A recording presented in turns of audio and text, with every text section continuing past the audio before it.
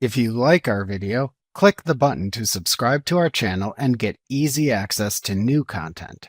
To see our full suite of ad-free video courses, instruction manuals, and quick reference guides, visit us at www.teachucomp.com. A bundle item in QuickBooks Online contains other existing product and service items you sell together as a set. Therefore, before you create the bundle item, you must first create its component items in the Products and Services list. After doing that, to then create a new bundle item, click the Settings button in the QuickBooks Online toolbar. Then click the Products and Services link under the list's heading to open the Products and Services page. Then click the New button in the upper right corner of the page and select the Bundle choice from the drop-down menu to open a Product Service Information pane. First, type the name of the item into the name field in the Basic Info section of the pane. If needed, then select Bundle from the Item Type drop-down.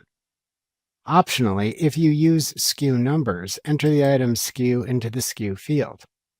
Optionally, to upload a picture of the item, click the Add an Image button to open a System dialog box, which you use to navigate to the picture of the item and click it to select it. Then, click the Open button in the dialog box to upload it. To delete the picture of the item if needed, hover over the picture in the pane and then click the Delete button that appears. In the Sales section, type the description of the bundled product to show in sales forms into the Sales Description field.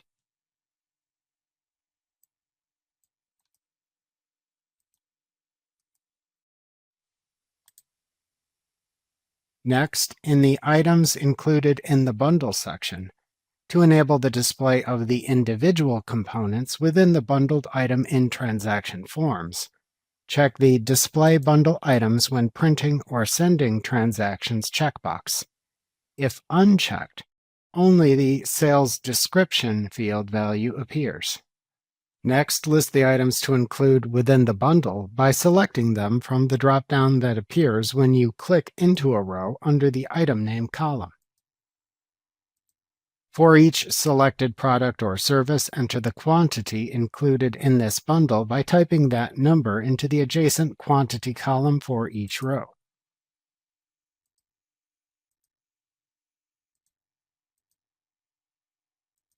To delete a row, click the Delete icon, which looks like a trash can, at the right end of the row to delete. To add a new line, simply click into the bottom row in this list.